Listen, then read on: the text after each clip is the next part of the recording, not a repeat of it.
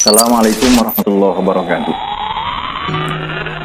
Belakangan ini banyak golongan-golongan yang notabene mereka anti Pancasila, anti NKRI, menolak UUD 45 yang dengan sengaja, dengan kekuatan finansial, dengan kekuatan jaringan, dengan kekuatan media, mereka hendak menghancurkan Indonesia dari berbagai sisi, dari berbagai aspek.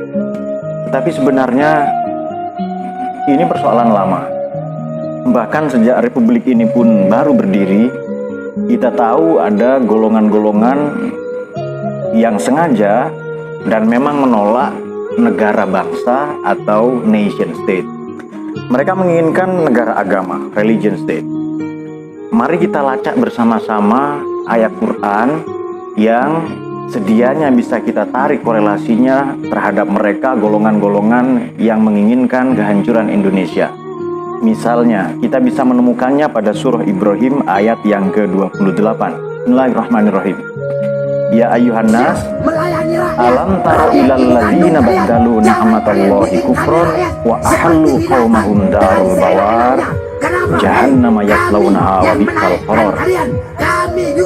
Wahai umat manusia, wahai generasi-generasi muda, para akademisi, para politisi, seniman, para filsuf, para teolog, dan siapapun saja, alam taro.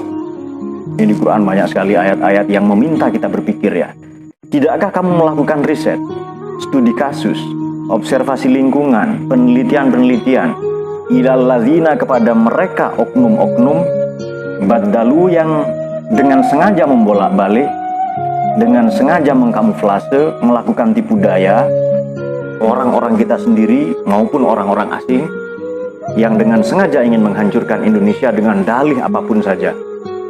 Cara merusak, cara menghancurkan Indonesia adalah merusak sumber daya ideologinya, yakni Pancasila.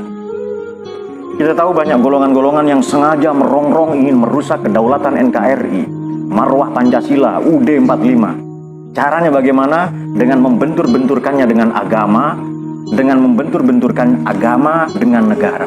Seolah-olah kalau kita berpihak pada negara di satu sisi, otomatis kita anti agama. Dan kalau kita berpihak pada agama, otomatis kita menolak Pancasila. Belakangan, stereotip, sesat-sesat pikir seperti ini disebarluaskan, dikembang tumbuhkan, dipropagandakan dengan sedemikian rupa, dengan disinformasi berita, dengan hoax-hoax yang tak kunjung selesai, dan terutama di masa-masa politik elektoral. Para founding father sudah selesai membahas Pancasila. Dan perlu kita ketahui bahwa Indonesia ini sudah menikah dengan Pancasila. Silahkan Anda boleh mencintai Indonesia dengan dalih mencintai Indonesia, Indonesia bumi Allah misalnya. Golongan-golongan pengasuh khilafah itu loh. Dengan membawa dalil apapun, kita bisa ilustrasikan dengan sederhana. Misalnya Anda boleh mencintai istri tetangga, Anda boleh mencintai istri-istri para sosialita, kemudian para penghibur, para seniman, para artis, dan seterusnya. Tapi catatannya sebatas mencintai. Begitu Anda ingin memiliki istri tetangga, mulailah konflik horizontal. Anda boleh mencintai Indonesia, tapi jangan lupa Indonesia sudah menikah dengan UUD 45, menikah dengan Pancasila. Begitu Anda membenturkan itu, ingin merampas Pancasila dan UUD 45 dari NKRI, apa yang terjadi? Akan ada konflik horizontal. Mau tidak mau, siapapun dia, mengatasnamakan apakah ia, mengatasnamakan golongan tertentu dan sebagainya. Kalau ia menolak Indonesia, menolak NKRI, menolak Pancasila, menolak UUD 45, menolak kebinekaan kita, maka ia musuh agama dan musuh negara. Apa sebab? Pancasila ini ditinjau dari segala perspektif agama, sudah sangat sesuai dengan semua pandangan dan kearifan dalam agama. Di dalamnya terdapat nilai-nilai universal, ketuhanan, kemanusiaan, persatuan, kemudian permusyawaratan, dan bahkan keadilan. Tidak satu pun agama yang menolak. Tapi kenapa kerap kali dibentur-benturkan dengan agama? Inilah saya kira cara mereka merusak Indonesia. Kalau kita tidak waspada, kita hanya tinggal menunggu waktu, Indonesia akan tenggelam ke perut bumi, Indonesia akan hancur. Satu harapan mungkin kita bisa sematkan kepada milenial, kepada anak-anak muda untuk terus menanamkan, menghayati, dan mengamalkan nilai-nilai luhur, nilai-nilai agung dari falsafah bangsa kita, yakni Pancasila. Kalau Pancasila sudah rusak, harus kita bela mati-matian, harus kita jihad mati-matian, sampai titik darah penghabisan, sampai jasad berkalang tanah. Indonesia ini warisan para kiai, warisan para ulama.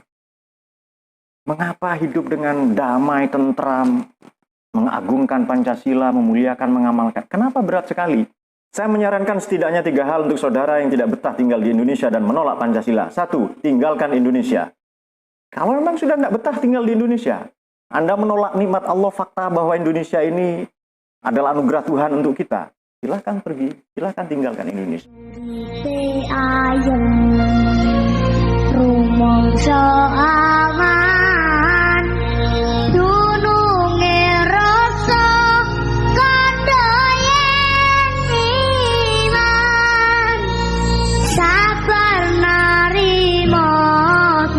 Jan pas-pasan kabeh dinakdir saking